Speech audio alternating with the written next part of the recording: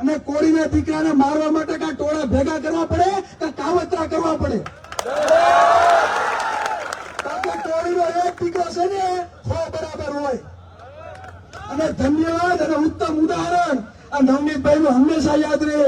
આ એવો કોળીનો દીકરો છે 40 ધોકા પડ્યા પણ માફી ન માંગી. આપણે નાની વાત નથી, 5 પડે ને તો બઠ્ઠો પડી જાય છતાં માફી નથી માંગી. એટલે એ સાચો હતો, એ વ્યક્તિ છે ને એ કોળીનો દીકરો સાચો હતો એટલે માફી નથી માંગી. સમજો. અને બીજું વધારે કઈ નથી કેવું, પણ જેટલા પણ આપણા કોળી સમાજના પરિવારો છે ઘર ઘર સુધી આ સંદેશો પહોંચાડજો.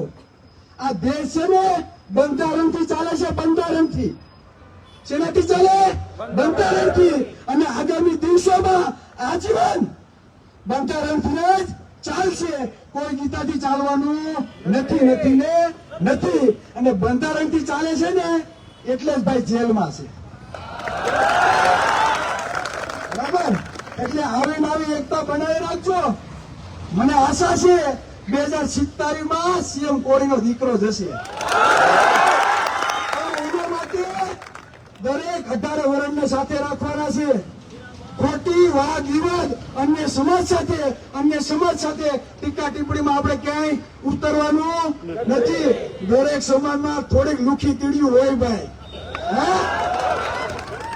એટલે આપણે કયા સમાજનું ગૌરવ છીએ અને કયા સમાજના દીકરા છે ને એ કોલર ઊંચો રાખીને આપણે ફરવાનું છે.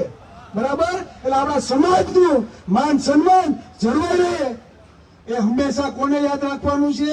આપણે બધાએ યાદ રાખવાનું છે. પછી આપણા કોઈ દાંત કાઢી લઈ જાય એવું કરવાનું નથી.